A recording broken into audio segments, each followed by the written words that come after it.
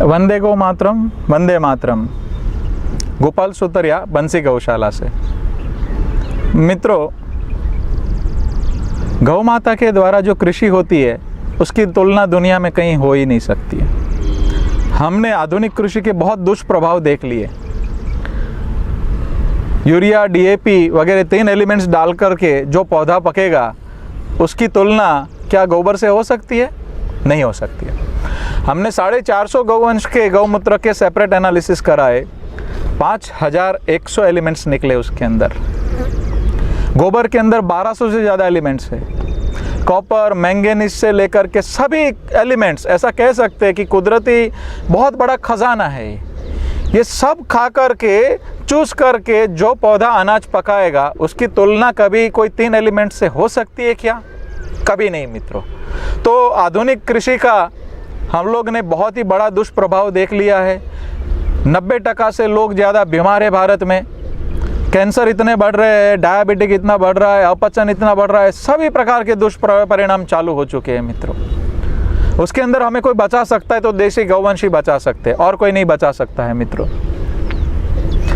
और गाय आधारित जो खेती है, जो कोई भी आज कर रहा है, हमें सबको साथ में मिलकर आगे बढ़ना होगा। भारत ने हजारों साल गाय आधारित खेती करी है और सबसे स्वस्थपूर्ण जीवन, सबसे बुद्धिवर्धक जीवन जो था वो गाय आधारित ही था। तो हमें वापस उस पे जाना होगा और उसके लिए मैं कुछ बातें आपको रखना चाहूँगा जो हमें गाय माता ने प्रसाद के स्वरूप में दिया है। कुछ सालों से हम प्रयोग कर रहे थे। पहले तो हम गाय के गोबर की स्लरी, छाछ और गौमूत्र मिला के पानी के संग बहाते थे, उसके भी बहुत अच्छे परिणाम मिलते थे। अभी कुछ कल्चर पे हम काम कर रहे थे।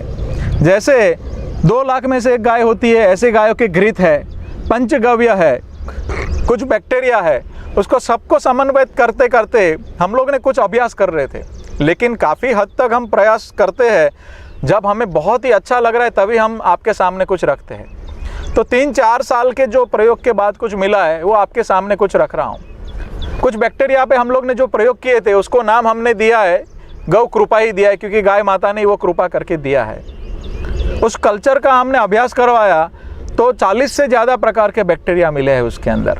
उसमें 4 प्रकार के बैक्टीरिया ऐसा है जो कि हवा में से नाइट्रोजन लेकर के पौधे को सुपाच्य स्वरूप में देंगे। फॉस्फोरस को प्राप्ति उपलब्ध करवाने वाले बैक्टीरिया भी उसके अंदर है। 4 प्रकार के बैक्टीरिया उसके अंदर कीट नियंत्रक है जो मूल के और ऊपर के कुछ फंगल एक्टिविटीज़ को अपने आप ही ख़त्म करते हैं और ऐसे कीट पैदा करते हैं जो नए काम के कीट को कंट्रोल करते हैं।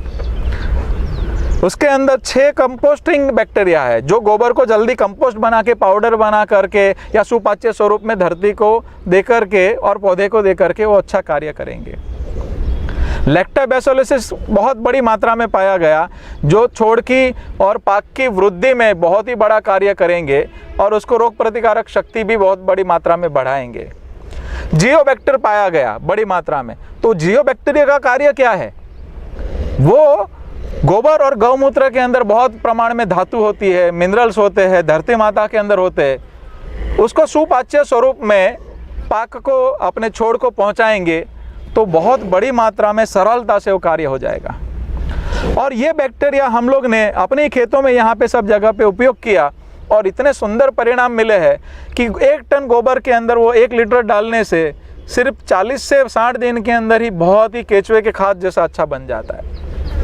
जिस भूमि में हम डालते हैं उस भूमि को वो सॉफ्ट बनाना चालू कर देता है, नरम हो जाती है, पोरोसिटी बढ़ जाती है। तो बारिश का जितना भी पानी जो आप देख रहे हैं, यहाँ बाजू के जो घास देख रहे हैं उसके बाजू में, वहाँ पे हम लोग 3 साल से 4 साल से प्रयोग कर रहे हैं और ये घासों के अंदर जितना भी बारिश का पानी आता है, एक भी बूंद जमीन के बाहर नहीं जाता है, सारा नीचे उतर जाता है। तो सबसे बड़ी दुनिया का जो प्रश्न आने वाला है वो पानी है, जल है भविष्य का। तो उसका भी समाधान हमें गौ माता ने ही दिया है कि ये बैक्टीरिया और गोबर और गौमूत्र जिस भूमि में डलेगा वो ज़मीन में पोरोसिटी बढ़ेगी, केचुए बढ़ेंगे, तो जितना भी बारिश का पानी आएगा, यूरिया का लेयर क्या परत बन जाती थी ना, तो वो बारिश का पानी ऊपर ही ऊपर चल के चला जाता था और इसके अंदर वो सारी परत को तोड़ के पोरोसिटी बढ़ा देते तो वाटर लेवल ऊँचा आएगा, जल स्तर ऊँचा आएगा। तो ये बहुत ही सुंदर कार्य हो जाएगा कि कम पानी के अंदर खेती होगी, अंदर ह्यूमिडिटी मेंटेन रहती है, इसकी वजह से अपने को कम से कम 70-80% पानी को भविष्य में बचाया जा सकता है कि कम पानी में खेती भी होगी, जल स्तर भी ऊंचा आएगा और सभी जगह प्रकार की प्रकृति की रक्षा होगी। और इस बैक्टीरिया को हम कीट नियंत्रक के स्वरूप में भी यूज़ कर सकते हैं। तो आइए उसकी गतिविधि हम समझते हैं कि उसको बनाना कैसे है। जैसे हमने 1 लीटर अभी बैक्टीरिया आपको द्रावण दिया है, वो 200 लीटर के पानी के ड्रम में आपको डालना है। उसके अंदर 1 लीटर छाछ डालनी है और 1 किलो गुड़ डालना है और किसी झाड़ के या किसी के छांव के नीचे रख देना है। उसके ऊपर सूती कपड़ा का परत सिप कर देना, हवा का आवन जावन होना चाहिए। 5 दिन में ये वो द्रावण तैयार हो जाएगा। और सबसे अच्छा कार्य ये हो जाएगा कि ये 200 लीटर द्रावण जो हो गया आपको, उसमें से सिर्फ 2 लीटर उठा के आपने 1 टन गोबर में, जैसे 2 फीट ऊंचा और 2 फीट चौड़ा ऐसी पतली लंबी लाइन कर देनी कोई झाड़ के नीचे या छांव के नीचे। तो 50 से 60 दिन में वो पूरा गोबर 1 टन को कंपोस्ट कर देगा। आपको क्या कॉस्ट आई? कुछ नहीं, सिर्फ वो डगला जो है गोबर का उसको अपने को नमी देनी, या ड्रिप लगा दीजिए या उसको थोड़ा गीला रखिए। वो 200 लीटर द्रावण जो आपको बना उसकी कॉस्ट क्या आई? 10 पैसे किलो भी नहीं आई। और उसको कीट नियंत्रक के स्वरूप में भी उपयोग कर सकते हैं। जैसे ये 2 लीटर वो ड्रम में से आपने बैक्टीरिया ले लिया, उसके अंदर 1 लीटर गौमूत्र और 1 लीटर पुरानी छाछ, ये बहुत ही साबित है फ़ायदा कारक, जो आप बात समझ के पूरा आप अनुभूति ले सकते हैं कि तांबे की घड़े में छाछ रख देनी है या फिर कोई भी घड़े के अंदर तांबे के टुकड़े रख दीजिए और छाछ डाल दीजिए। और 45 दिन पुरानी छाछ हो गई, उसमें से 1 लीटर ये छाछ हो गई, 1 लीटर गौमूत्र हो गया और 2 लीटर ये बैक्टीरिया हो गया। उसको मिला के 15 लीटर पानी के पंप के अंदर वो मिश्रण कर देना है। तो मतलब 3 लीटर ये और 12 लीटर पानी, उसको हर हफ्ते आपके पाक के अंदर स्प्रे कर दीजिए। तो बहुत ही बड़ी मात्रा में कीट नियंत्रक का कार्य करेगा। आपको मैं विनती करता हूँ कि ये जो भी पद्धति आपको बताता हूँ, आपके पास 20 एकड़ ज़मीन है तो आधे एकड़ में, पाव एकड़ में छोटा प्रयोग करके देख लीजिए। और एक ही भूमि है, एक ही पाक है, तो आप महसूस कर लीजिए कि दोनों के बीच में क्या अंतर है। अगर आपको सही लग रहा है तो आप घर पे गाय ला दीजिए। आपको क्या कॉस्ट आएगी? कुछ नहीं। ये बैक्टीरिया हम निःशुल्क दे रहे हैं हमारे नाम से। अगर कोई भी पैसा मांगे तो कभी किसी को देना नहीं। ये हमको गौ माता ने दिया है, इसीलिए हमने इसका नाम गौ कृपा रखा है। और इसको हम लोग आजीवन किसानों और गाय वालों को मुफ्त देंगे। हमसे बनता पूरा प्रयास करेंगे, लेकिन हमारे नाम से कोई पैसा मांगे तो देना नहीं। और इस चीज़ का कोई व्यापार कर भी नहीं सकता है। अगर किसी ने किया तो हम उसका कानूनी कार्यवाही भी करेंगे। तो मेरी रिक्वेस्ट है, हम आपको निःशुल्क दे रहे हैं, आप भी आपके गाँव में निःशुल्क बांटिए और आधे एकड़ में प्रयोग करिए। आपको अच्छा लगता है तो ज़रूर करिए। और इस बैक्टीरिया का मुख्य खुराक है वो गोबर और गौमूत्र ही है। तो ये बैक्टीरिया को उपयोग के लिए हमें गोबर और गौमूत्र चाहिए ही, और देशी गाय का ही चाहिए। काफ़ी लोग तर्क देते हैं कि भैंस का भी चलेगा, जर्सी का भी चलेगा, कुकड़े का भी चलेगा, ये सब चलेगा। ऐसा नहीं है। हमने वैज्ञानिक तर्क पे अभ्यास पूरा करवाया हुआ है। देशी गाय के गोबर और गौमूत्र में ही कुछ प्रकार के ऐसे गुण हैं जो कुछ फंगल को कंट्रोल करते हैं। भैंस में वो बढ़ रहा है, जर्सी गाय में बढ़ रहा है, लेकिन देशी गाय के गौमूत्र में 5100 एलिमेंट्स की जो मैंने बात करी वो ऐसे ही हवा में बात नहीं कर रहा हूँ, हमारे पास रिपोर्ट्स है। तो मेरी विनती है आपको 2 हाथ जोड़ के कि ये बैक्टीरिया को गोबर और गौमूत्र ही चाहिए, और बड़ी मात्रा में वो मिश्रण करके आपने आपके खेत में डाल के देख लीजिए ज़रा, बहुत ही सुंदर परिणाम मिलेगा।